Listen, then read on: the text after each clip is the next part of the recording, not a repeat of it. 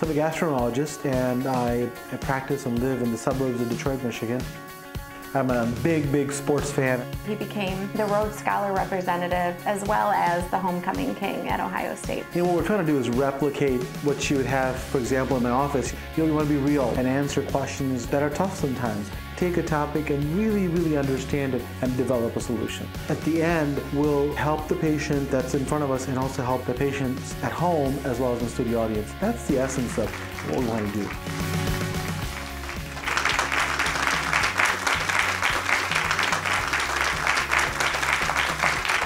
Welcome, what a great audience, and thanks for the warm welcome. And thanks for those of you at home who are watching. Now today, we're talking about an ancient Chinese medical technique called acupuncture. Now over 3 million Americans have used acupuncture. Now, what does acupuncture refers to? It refers to a technique where very thin needles are inserted in the body to balance the flow of energy of life force known as qi. Now, when is acupuncture useful? It's typically used for treatment of pain, including headaches and fibromyalgia. Also, it's useful for nausea and vomiting. Now, what about the risk? What are the risks of acupuncture? They're very low in competent hands. However, sometimes complications include minor pain at the injection site. You can also have organ injury if the needles are pushed in too deeply. You can also have infection if you have a reused needle that's utilized. Now, how does acupuncture work? Well, the body is thought to exist in a balance of yin and yang, two opposite forces. When these forces aren't in balance, disease exists. This imbalance leads to a blockage of qi, the vital energy of the body, through pathways called meridians. The qi can be unblocked by acupuncture at certain points of the body. Now, let's take a look at the story of Melissa Kuchek and her experience with acupuncture. Please watch with me. I am Melissa Kuchek, and the name of the therapy is acupuncture. I first went in for fertility issues, but returned multiple times due to small things like anxiety, stress, and allergies, which it has completely relieved. I do not take medications any longer. Acupuncture is kind of a massage for the inside of your body. It just, it helps with your overall health. It is a relaxing technique, relieves stress, relieves multiple medical conditions, helps with them along the way. That was great. When we come back, we'll meet Melissa. Please don't go away. I always kind of say it's like a massage for your insides. So nice way to say it makes you calm, it makes you well, you have a sense of just well-being after everything is complete.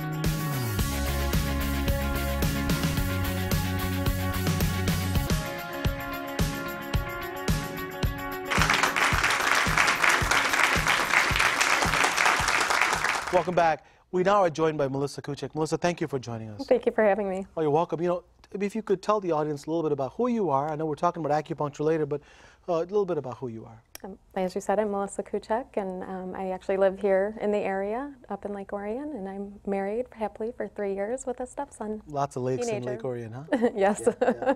So we're talking about acupuncture. When did you first start using acupuncture? How long ago would you say? I actually started about 2 years ago, 2.5 years ago, I think it was. And I actually started using acupuncture for fertility purposes, with aiding in fertility purposes. And then tell me more about that. Did you hear about the fact that it helped with fertility? How did you come about that? I did. A friend of mine was actually having problems with fertility as well, and recommended that possibly I go see an acupuncturist along with the medications that we were taking and using at the time. So I said, well, can't hurt. I'll give it a try. It could only help. So I did, and actually started going in for fertility, like I said, but actually just stuck with it for overall well-being. Really? And so tell me, in the beginning, you didn't expect it to just help with fertility alone, but maybe in addition to what you were doing, right? Correct. As an adjunct. And your friend, that they had success with the fertility? They did. And they think she actually had acupuncture the day of her IVF transfer. No kidding. Interesting. And then when you first had it, what did you think before? Let's say before you had acupuncture. What did you feel about it? What did you think about acupuncture? I had heard about acupuncture a few years back. A friend of mine, a doctor friend of mine, had gone in to use it for his allergies, and I kind of, said, oh, and he loved it and had great success with it, and You had heard about it over time, but then when a friend, when my friend recommended it, then I said, well, I'll just try and give it a try myself. I was a little nervous about it at tell first. me about that. Yeah, is it a little scary or nervous or no? I was nervous about it, probably like many people are, due to, using needles, and you hear needles and you think of pain. You conditioned from as a kid. Correct. Shots and this and that. Yeah. Shots, needles, blood draws, things like that. But however, when I went in and had my consultation and everything, we said, we're going to try it. And I said, I said right off the bat, I'm a little bit nervous, and had it, and perfectly fine. Let me go back to your consultation. I mean, we always, we talk about in some previous episodes, you really have to ask your doctor, your healthcare professional, a little bit about expectations and understand what something's going to be like. Whether you're going to have gallbladder surgery or having acupuncture, you need to understand what's going on. I mean, tell me about that experience. Did the acupuncturist really help you and explain what's going on? She did, absolutely. We went over a full medical, it was a very long consultation, went over a full medical history of what was going on, not just with my fertility issues, but overall health. And then just after that, she actually showed on a statue what would happen, and showed the needles, showed everything that was going to happen. The meridians, they call it, that's what she showed you? Yep, she showed everything, how acupuncture worked, how it would help with qi and the energy forces within your body. That's perfect. It's a great example of what we talk about. This is what we should partner with our healthcare providers. We expect it to always be a one-way transfer. You kind of sit there, and traditionally, somebody gives you the information, and this happened that you were interacting, you asked questions, and then the acupuncturist, she gave you an idea of what's going on, and that's the way it should be. Those of you at home, whether we're talking about acupuncture or any of the medical treatment, you really should expect this kind of interaction to happen. And I know it seems, of course, that's what it should be, but we find that sometimes in an office visit, in general medicine, in 15 minutes, people spend a minute, maybe a minute and a half, talking about what to expect, what the treatments are, and asking the patient, what they feel. So it's great. So when you did it, you said the first time was for fertility, but you went on. Tell me about that first time and how you felt afterwards. Oh, fantastic! I mean, that's that made me like energy went up, or you feel like you could conquer the world. I always kind of say it's like a massage for your insides. So well, a nice way to say it. It makes you calm. It makes you well. You have a sense of just well-being after everything is complete. You leave there I left there relaxed. And were you tense before that, you think? Oh gosh, yeah. Oh yeah? Yeah. I work, I have stressors in my life, and definitely when I walked out of there, it was, if people have experienced just a regular massage from a masseuse, it was, I would say, similar to that aspect, but overall well-being. It wasn't just, oh, my back feels better. It was just overall general well-being. And then did she tell you how that would help with your fertility? I mean, does it make it more conducive for? Well, yeah, I mean, if energy is stuck somewhere, obviously, she explained that if energy is flowing better and energy is flowing to certain organs and your overall energy is flowing better, then yes, it can definitely help with fertility. Important point that Melissa brings up is that, she went in a little apprehensive, but had an open mind and said, you know what, I'm going to get a consultation. She did, and you had positive results. And one of the things we talked about in the beginning of the show is that, whether you have pain or another reason why you're trying acupuncture, have an open mind. You could be surprised, because in Western society we don't really take the time sometimes to understand that there's a whole another world out there, a world that is thousands of years old, that there have been some techniques that we can use, and if you have an open mind, you really can be successful, and not only for what you went in for, and if you go in for example for a headache or something else, you could have really a surprising encounter where you have well-being, and this is important, not only for acupuncture but other techniques as well. We've talked about previously when people go into yoga, people think, oh, it's yoga, candles, Om and etc. But if you have an open mind, you could be surprised. We'll talk more with Melissa when we come back. Please don't go away. Good evening. With acupuncture, have you had any side effects? Have you had any problems at all? I haven't had any problems. I've had side effects like calming side effects. And oh, good. So positive side effects. Yeah, definitely positive side effects. Yeah. My side effects are fantastic.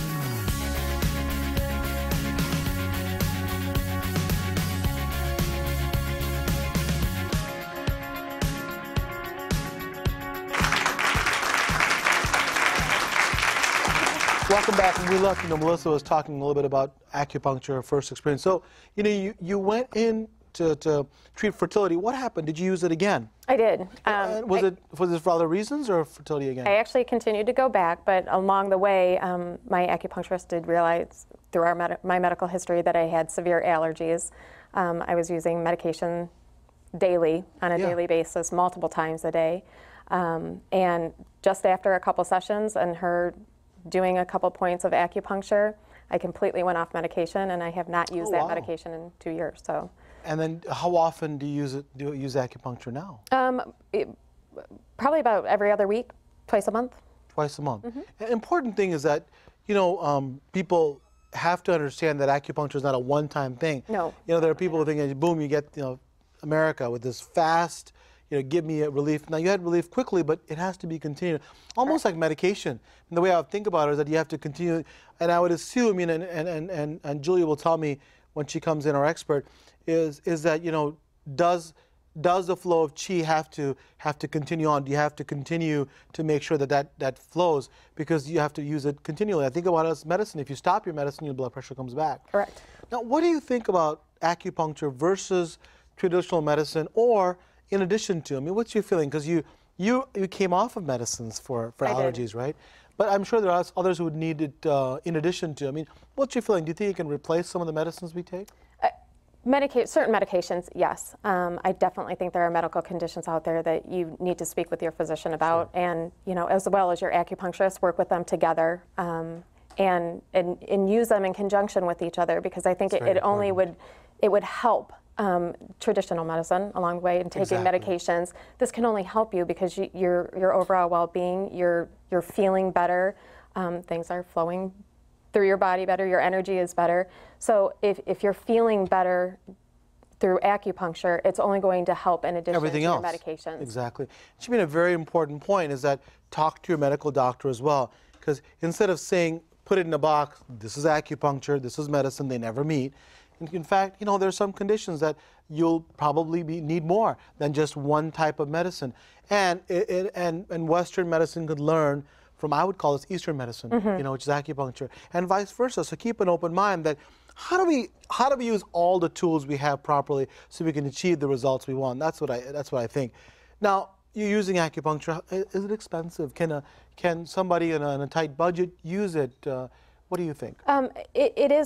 It does cost more than possibly going in for an office visit to your doctor, and some insurances don't cover it. My insurance doesn't personally cover it. However, we did find out that our flex spending would cover it. Okay. So I do use my flex spending for it. But, you know, you can also talk to your acupuncturist. I'm sure that they can help work something out for you if you are paying cash and things like that. So flex spending, so there are people who have no idea what flex spending is. No, it's nothing. It's just a lot of people do, but some viewers at home. So what is flex spending? Flex spending is just something that you put aside at the beginning of the year that is tax-free spending for health issues.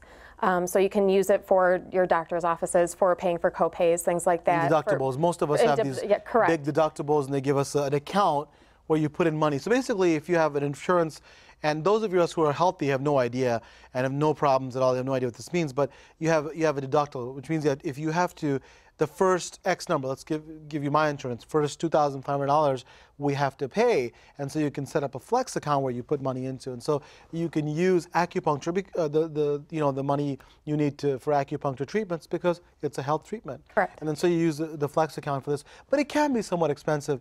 Now, with acupuncture, have you had any side effects? Have you had any problems at all? I haven't had any problems. I've had side effects like calming side effects. And good. So positive side effects. Yeah, definitely positive side effects. Yeah.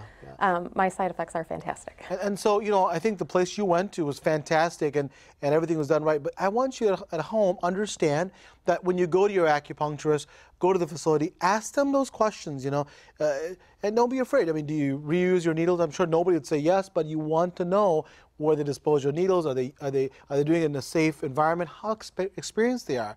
I mean, you know, what are the regulations that they adhere to do this technique? Because there are a lot of people out there who do this, you know, and are not acupuncturists, you know, especially in some of the urban areas. Which comes to my point, how do you find a good acupuncturist? I mean, where do you look? Because you've you've gone to a good one. Correct. I actually found Julie through recommendations, and then on top of that, I heard multiple recommendations regarding Julie. So I was very lucky in that I had recommendations coming to me. I'm sure you could go onto the web for Michigan acupuncturists and make sure that they're certified, obviously, that they do have a background, that they do have a history in acupuncture, and ask around. I think asking is probably the best thing. And ask for a reputation. Important points is like anything else.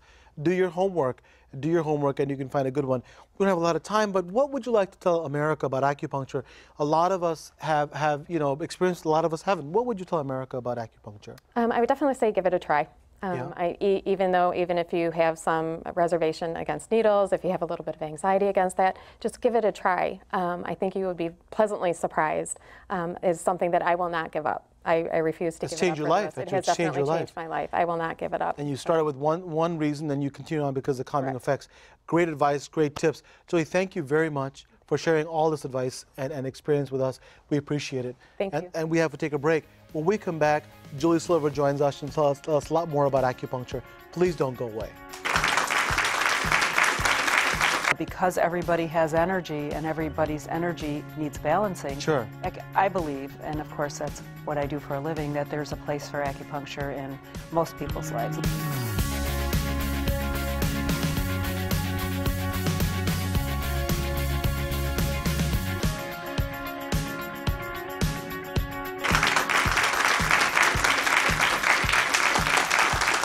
Welcome back, and thank you for staying with us. We now have Julie Silver. Julie, thank you for coming. My pleasure. And we've been talking about acupuncture, but before that, maybe tell the audience here at home, I always ask this, a little bit about who you are. Well, I am an acupuncturist. I live in Royal Oak. I've been in practice for 12 years. Oh, wow. Life is great, and I love what I do, yeah. Excellent. Now, how common is the use? We talked about it's an ancient Chinese technique, and how common is it in our community in America, would you say?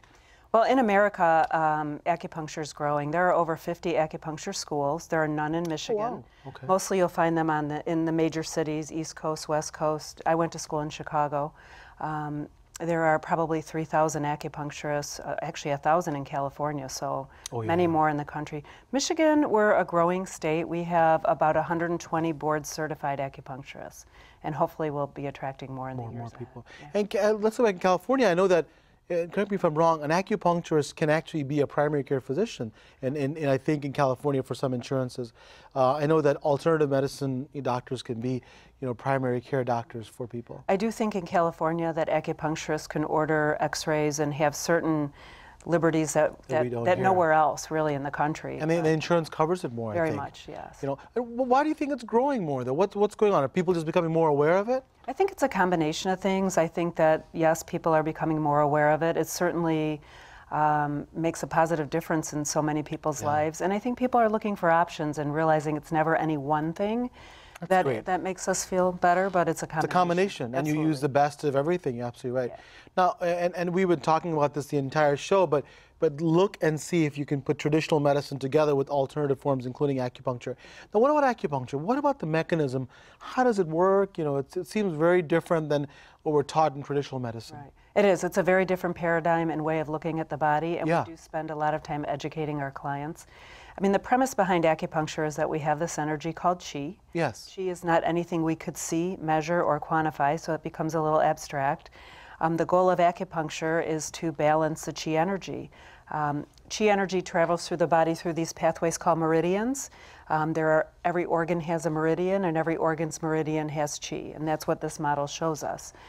By using very thin stainless steel needles, selecting from a grouping of acupuncture points, the goal is to balance, as you said earlier, yin and yang, our body's own yin and yang. If I look at this, so you basically, all these points, I don't know if you guys can see it here, but all these points, so you can find out which points are for an organ, for example. I mean, if it's for allergies, like with Melissa, you'd pick one of these points here. I mean, this is pretty complicated, huh? Yeah. Well, really, just in a nutshell, Chinese medicine is a whole body medicine, and we don't isolate one aspect of our health from the other. If somebody has allergies, as Melissa said, we're going to do a very thorough intake, selecting from a grouping of acupuncture points along these pathways called meridians that form a treatment. Anywhere from 5 to 15 points are used in each session.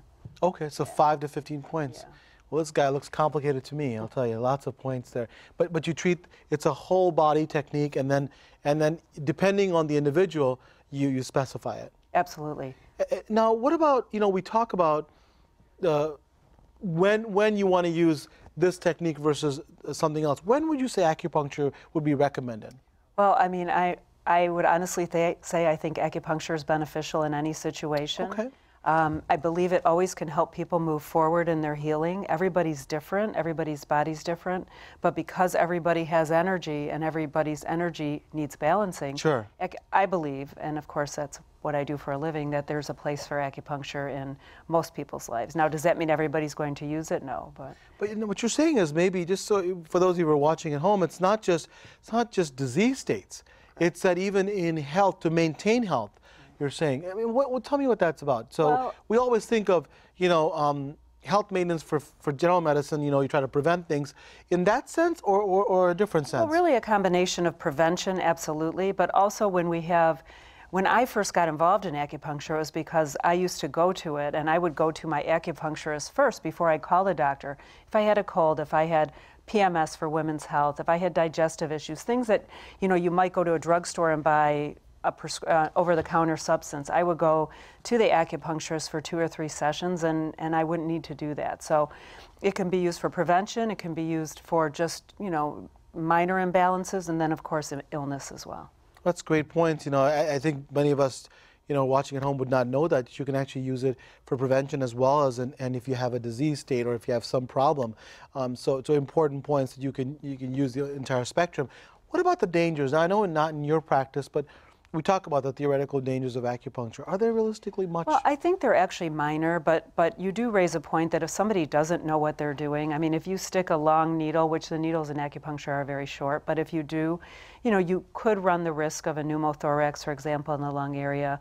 But for the most part, just so they know what a pneumothorax is, it's puncturing the lung, putting a hole in it so the lungs can actually collapse. So it's that is so rare. Yeah. But I do think that you need to go somebody who is trained and understands the depth the needle should go in. Mostly, at times there might be a little bruise, but that's really about it. And so understanding that you have to know when you go into there's potential dangers, but that's, if you go to a person who doesn't know how to operate and have their gallbladder taken out, you can have complications. Right. Treat it the same way, understand if the acupuncturist is experienced, if they're certified, and go to somebody who's actually should be doing this. We have to take a quick break. More with Julie Silver when we come back. Well, I think that it makes such a difference in people's lives. And I think it's a very empowering medicine, and Chinese medicine supports people in their own growth and development. We don't just do acupuncture, we do a lot with Chinese herbal medicine, we do a lot with diet, exercise, so we're really providing a whole body solution to whole body problems.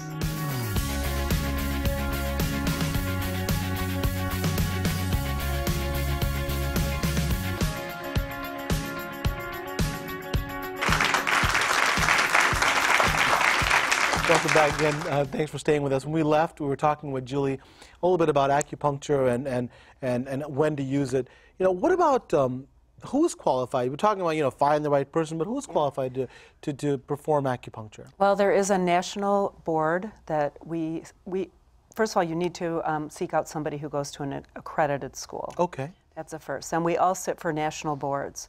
Every state, except California, when I'll come back to that in a minute, sits for a board certification through the NCCAOM.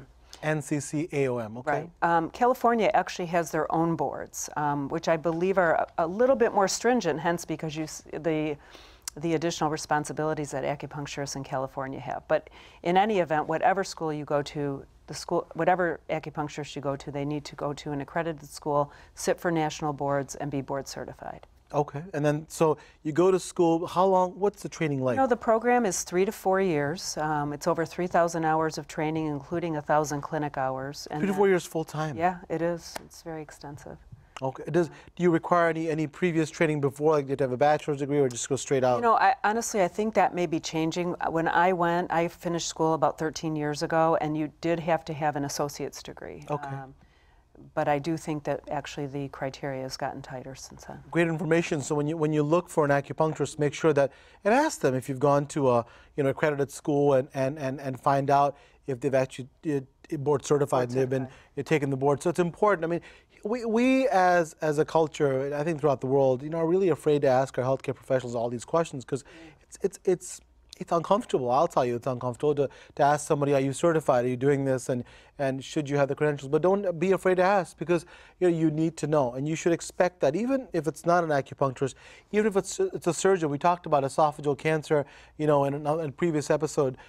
If you have esophageal cancer, not every surgeon can do surgery or perform surgery of the esophagus, find out how many they've done, if they've had training. So it's important for every specialty, including acupuncture. Now, what about Melissa was talking about fertility. How does acupuncture actually help with fertility? Very much. It was interesting. One of my first patients 12 years ago was a fertility patient, and I knew nothing about infertility. But through her, I learned a lot about the Western medicine side, the reproductive medicine. And it's such a nice partnership because acupuncture helps a lot with uterine blood flow, support egg quality, support the medications during the stimulation cycles, and even for women and couples that are trying on their own. It's very relaxing, and as we know, with a lot of unexplained infertility, stress plays a factor, and acupuncture really helps with stress. And I love what you said, it's a partnership. It really is, and we have to, in America, I think, start to understand even more that it's not one or the other, it's a conjunction of things. Use general medicine to guide you, but also use other techniques, including acupuncture, to help you. And and Julie said, if you have increased uterine blood flow, of course, if you're less stressed, of course it'll help. So I think tremendous advice. Now, what's the most common reason why people are using acupuncture these days? Would you say is it pain? Well, I think pain in the broad sense is, we see a lot of people knocking at our doors, but pain can manifest in a lot of ways. We could have muscular pain, we could have skeletal pain, we could have digestive pain, we could have premenstrual pain. So pain, fibromyalgia you mentioned, different autoimmune diseases. I mean, we see pain as a part of the bigger picture, but not only what we treat. Not isolated, right. Not at all. And because you're treating the entire body, it's important to understand this, because you're treating the entire body, and I'll pick this up again, I call this Mr. Meridian. So if you pick up Mr. Meridian, you basically treat the entire body, and the pain that's manifested could be because of multiple reasons, and if you have the energy flow, the chi increase, maybe the pain also helps. Is that the idea? It really helps a lot with inflammation and blood flow to the area, so yes, and obviously that helps diminish pain. Okay. Very good. Let me put this down. And so, but it could be used for other reasons as well. Absolutely. Yeah. Now, we don't have a lot of time, but what would you say to America about acupuncture? What can you tell us that'll help the viewer here and at home? I mean, I could tell you from my own personal experience that doing this for 12 years, I love it. I love going to work every day. I love supporting people. I think that it makes such a difference in people's lives. And I think it's a very empowering medicine, and Chinese medicine supports people in their own growth and development. We don't just do acupuncture, we do a lot with Chinese herbal medicine, we do a lot with diet, exercise. So we're really providing a whole body solution to whole body problems. That's perfect, and keeping an open mind that looking at the entire picture. And we, even in Western medicine, more and more, there's so many diseases that we see are related to stress, you're sleeping, and other. So you come in with a disease, that looks like it's completely physical. If you have thyroid problems or if you have fibromyalgia, all of a sudden other factors play into how severe the symptoms can be. And you're absolutely right. If you look at the entire picture, and you're doing it with Western and Eastern medicine, and you're taking and making a partnership of it, what I would say, in summary, is that have an open mind. Have an open mind.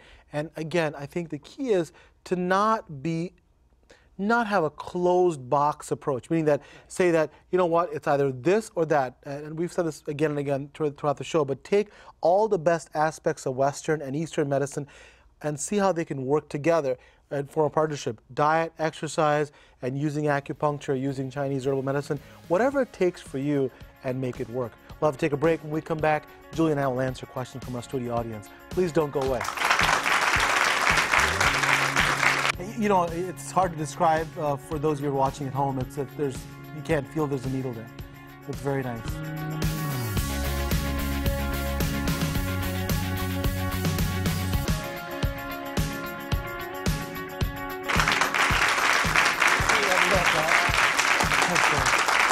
Welcome back. We now have some time for a question from our studio audience. But before we do that, we'll have a little demonstration of acupuncture, Julie, right here. Absolutely. First of all, what you want to know is that the needles are actually very thin. I'm going to be putting 3 needles on 2 different meridians. I'm going to start here. Actually, I'll swab this first. Perfect. Many of you know when you have a headache, some people will say to you, press in here, right? Mm-hmm. This is because this point, which is actually on the large intestine meridian, is the master point of the face. So it's used anytime there's headaches, teeth pain, eye issues. I can't feel a thing. No? Well, that's There's good. nothing, Right. yeah. Up here, this is also on the large intestine meridian. This point is used to clear heat. So if somebody's got reflux or digestive issues, stomach ulcers. Yes. There you go. Both on the large intestine meridian. The last one here is on the San-Jiao meridian, which is an unusual meridian, and we use this a lot for eye pain, headaches, wind. And as you can see, very benign. You know, it's hard to describe for those of you watching at home. You can't feel there's a needle there. It's very nice. Good. I'll take them out now. Perfect. Unless, of course, you want me to keep them in. No, my wife probably does, but. All right. Well, good, great. So important, you know, for those of you who are worried about needles, I'll tell you, I am not a great needle person, even though I'm in healthcare. Absolutely no pain. You don't even know it's happening. So great. Thank you for showing that to the audience. My pleasure. Now we have a time for a question, please. Hello. Hi. I was just so flabbergasted to learn as much as I did about acupuncture today. I had no idea that it covered so many range of ailments. And I was just wondering if there is one aspect or situation where acupuncture might be the most successful? What do you think, Julie? I mean, there's so many things we can use it for. Well, right. And it's a difficult question to answer because there's so many variables, and that's what makes Chinese medicine so unique, is you could have 5 people with the same diagnosis, like pain, and everybody's different. Everybody's body size is different, everybody's history, how long they've had the pain. I mean, theoretically, we've had a lot of success with pain, but for me to, you know, for any acupuncturist to make an assumption that it's one size fits all wouldn't do it justice. Exactly. The point being is that, you know, so if you go to a doctor and say, you know, what disease is it the best to see a family doctor? It's hard to tell because the doctor then assesses the situation and then says, you know what, this is what medicines you need. I think it's analogous that there's a lot of conditions that acupuncture can help for, and what you do is you assess the situation and find out how you can treat the patient. And as we've talked about, sometimes in conjunction, in partnership with other Eastern or Western techniques of medicine. So, good question. Next question. Yes, sir. Hi. Generally, how many sessions are required for relief? That's an important question because, you know, it's not always that you get one and you're done, and it's that we have to have multiple treatments. I know it's a tough question to answer, but on average, how many treatments do you think you need? What we usually tell people is to allow for 4 sessions, and that may be twice a week for 2 weeks, once a week for 4 weeks, depending upon the condition they're coming for. But usually within 4 sessions, if somebody's receiving acupuncture and also, you know, working with some of the recommendations that we made, they should notice some positive changes. So 4 on average, but I think the important point is that you don't think that it's just going to be self-limited. You have to, you know, if you go see a doctor for an infection, you may have to see them several times. If you see a doctor for sinuses, you may have to see him several times. But so the important point is don't give up on acupuncture if it's one session and you're not completely cured. Right. You can have, I mean, we saw Melissa had dramatic improvement with her sinuses very quickly and had well-being, but don't always expect it to happen that quickly. And so it's a treatment regimen that's over a period of time. So 4 is the average, but if it's more or less, it's okay because your acupuncturist will give you an idea of what to expect. So I think that's, keep an open mind and understand that it could be more of a chronic than an acute session. Yeah. Next question, please. Yes? Hello. Hi. I heard that acupuncture is painful. Is that true? Well, you saw right here that it wasn't painful. A lot of people, that's a big myth. What do you think about that, Julie?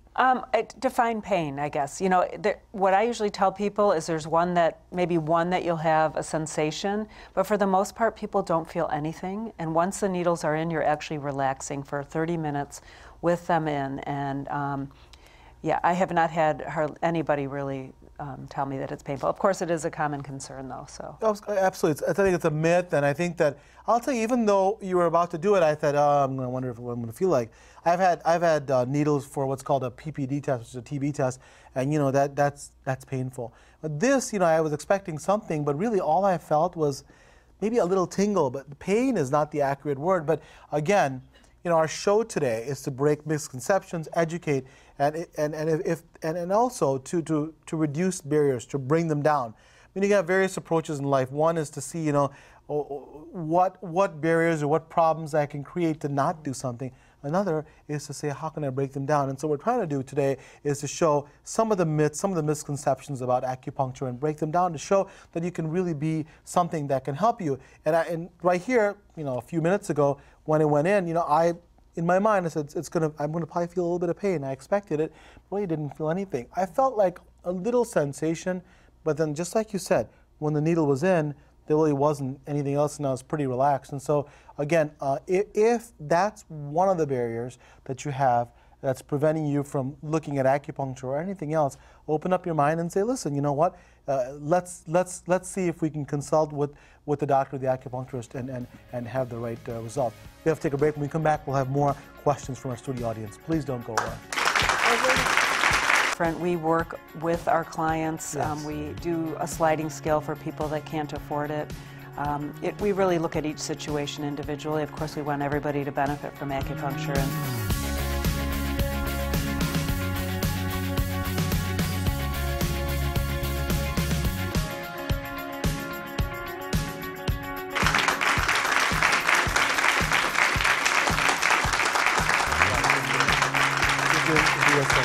Welcome back. We were taking some questions from our studio audience about acupuncture.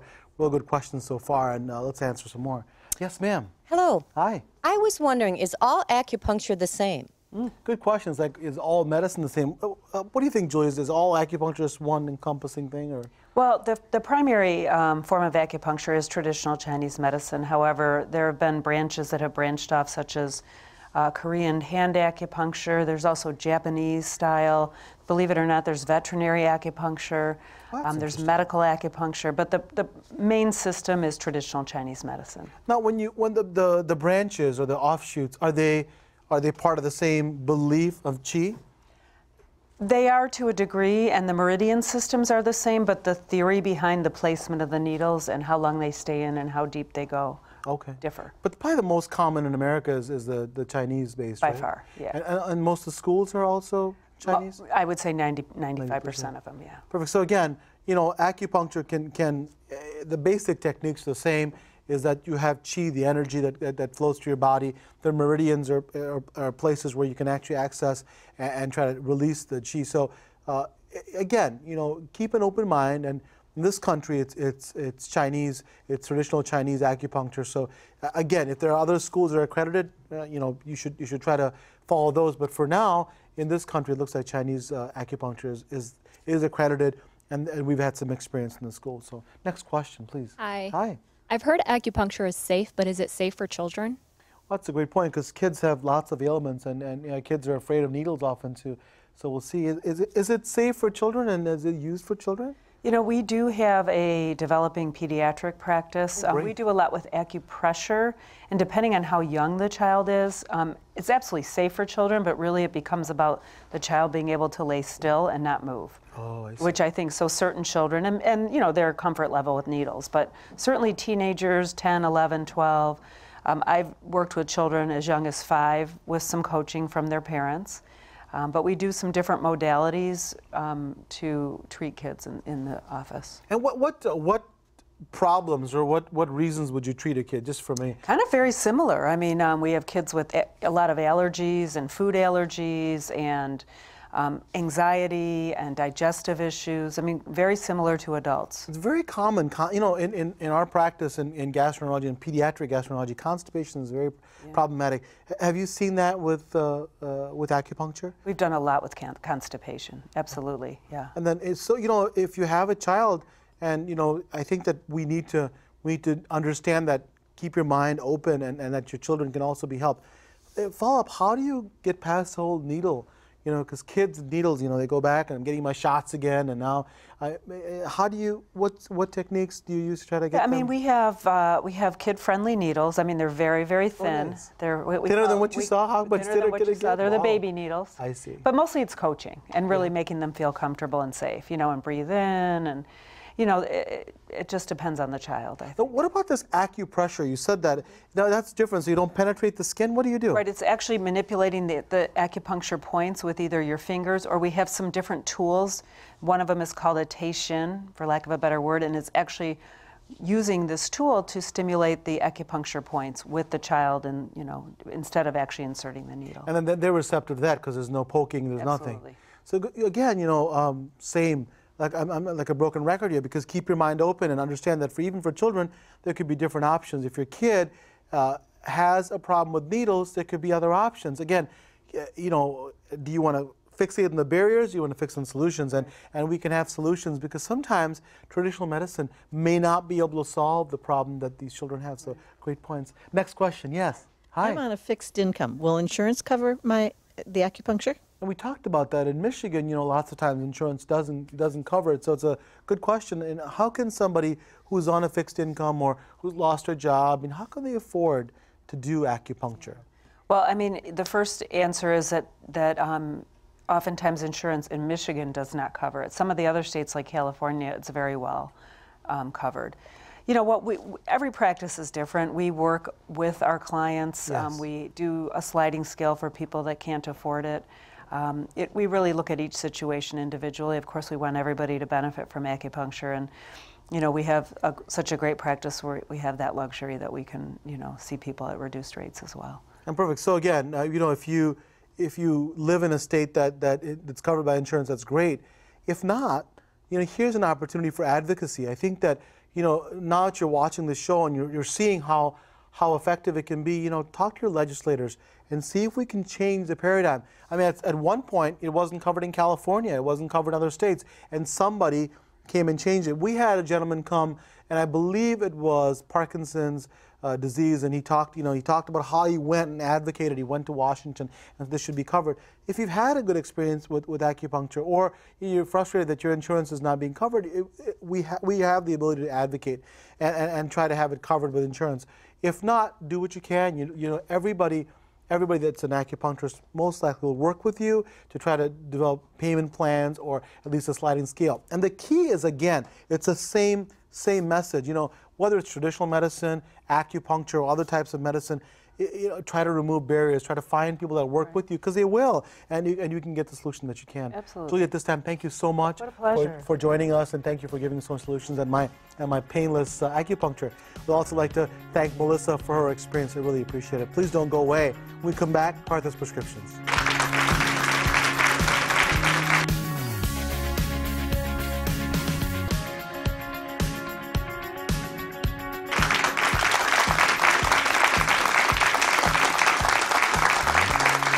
Welcome back, and thanks for staying with us again. Today, we've talked about acupuncture, an ancient Chinese technique used by millions of Americans today. Now, what can we take away from today's Partha's Prescriptions? Number one, if you have symptoms of pain, including headache, please consider acupuncture. The results may surprise you. Number two, before having acupuncture, make sure that the acupuncturist is certified. Although safe, there can be dangers in acupuncture in untrained hands. Number three, before starting any new treatment, including acupuncture, please see your doctor. Your doctor can confirm if acupuncture is right for you. Number four, if you're starting acupuncture, please understand that effective treatment may take several treatments. Stay the course to achieve the results that you want. For more information on acupuncture or an archive of our previous topics, please visit our website at www.askdrnandi.com and join the discussion on our Facebook and Twitter pages. Just search Ask Dr. Nandi. And lastly, there's a beautiful word in the Hindi language that literally means the light in me honors the light in you. And that word is namaste. So namaste to each and every one of you. Thank you for watching, and see you next time.